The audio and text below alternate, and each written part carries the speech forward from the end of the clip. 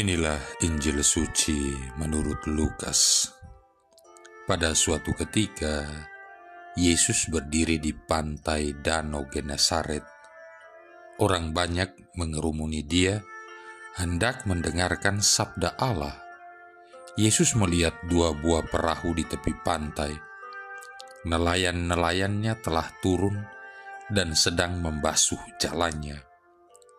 Ia naik ke dalam salah satu perahu itu, yaitu perahu Simon, dan menyuruh dia supaya menolakkan perahu itu sedikit lebih jauh dari pantai. Lalu, Yesus duduk dan mengajar orang banyak dari atas perahu. Selesai berbicara, ia berkata kepada Simon, "Bertolaklah ke tempat yang dalam dan tebarkanlah jalamu untuk menangkap ikan." Simon menjawab, "Guru, telah sepanjang malam kami bekerja keras dan kami tidak menangkap apa-apa. Tetapi atas perintahmu, aku akan menebarkan jala juga." Dan setelah melakukannya, mereka menangkap ikan dalam jumlah besar, sehingga jala mereka mulai koyak. Lalu mereka memberi isyarat kepada teman-temannya di perahu yang lain, supaya mereka datang membantu. Maka mereka itu datang lalu mengisi kedua perahu itu dengan ikan hingga hampir tenggelam. Melihat hal itu, Simon tersungkur di depan Yesus dan berkata, "Tuhan, tinggalkanlah aku, karena aku ini orang berdosa." Sebab Simon dan teman-temannya takjub karena banyaknya ikan yang mereka tangkap. Demikian juga Yakobus dan Yohanes, anak-anak Zebedeus yang menjadi teman Simon. Yesus lalu berkata kepada Simon, "Jangan takut, mulai sekarang engkau akan menjala manusia." Dan sesudah menghela perahu-perahunya ke darat, mereka lalu meninggalkan segala sesuatu dan mengikuti Yesus. Demikianlah sabda Tuhan. Saudara-saudari yang terkasih, bacaan Injil hari ini menampilkan pesan pokok, yakni memiliki sikap rendah hati untuk taat kepada perintah Tuhan akan membuat hidup kita diubahnya menjadi baru. Seandainya Simon tidak menuruti perintah Yesus, ia tidak akan pernah mendapatkan pengalaman baru yang akan mengubah seluruh hidupnya. Simon Petrus tersungkur di depan Yesus dan berkata, "Tuhan, pergilah daripadaku, karena aku ini seorang berdosa." Simon menyadari keadaan dirinya yang tidak pantas mendapat perhatian serta sapaan dari Yesus. Yesus tahu akan ketulusan hati Simon, sebab itu ia berkata, "Jangan takut, mulai dari sekarang engkau akan menjadi penjala manusia." Semenjak itu hidup Simon berubah haluan. Dari seseorang yang hanya memikirkan untuk kepentingan dirinya sendiri, mencari ikan, mendapat untung dari hasil jualan ikan, menjadi seorang yang memikirkan misi dan perutusan Tuhan, sekalipun untuk itu ia masih harus menjalani proses selama 3 tahun bersama-sama dengan Yesus. 3 tahun hidup bersama Yesus, melihat apa yang dilakukan Yesus, mendengarkan segala pengajaran Yesus, sampai melihat peristiwa Yesus mati disalibkan dan bangkit pada hari yang ketiga.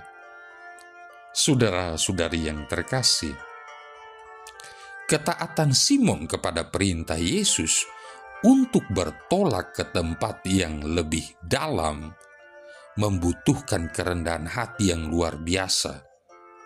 Seorang nelayan seperti Simon diperintah oleh Yesus yang kemungkinan besar adalah seorang tukang kayu, karena Yosef ayahnya adalah seorang tukang kayu. Lagi pula isi perintah itu berhubungan dengan dunia nelayan, bukan dunia tukang kayu. Sebagai nelayan, Simon merasa lebih tahu dunia nelayan daripada Yesus yang adalah seorang tukang kayu.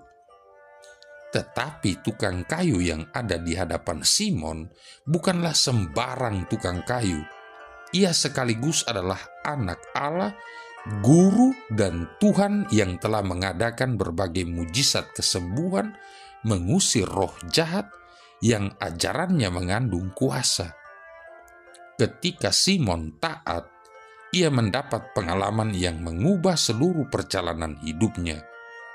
Dari seseorang yang hanya mementingkan kepentingan dirinya sendiri guna mencari untung hanya bagi dirinya sendiri, menjadi seseorang yang kini mau bekerja sama dengan Tuhan bagi tugas, karya, dan perutusan Tuhan. Orientasi hidupnya kini bukan lagi keuntungan diri, melainkan kerajaan Allah. Saudara-saudari yang terkasih, saya tidak hendak mengatakan bahwa orang yang orientasi hidupnya kerajaan Allah harus meninggalkan segala jenis pekerjaan yang tidak berhubungan dengan gereja. Yang mau saya katakan adalah, sekalipun kita bekerja di luar gereja, orientasi kita bukan lagi pada profit, keuntungan, makanan, minuman, rumah, uang pensiun di hari tua, melainkan pada nilai-nilai yang lebih luhur, seiring dengan nilai-nilai kerajaan Allah, yaitu keadilan, damai sejahtera, dan sukacita oleh Roh Kudus. Roma bab 14 ayat 17.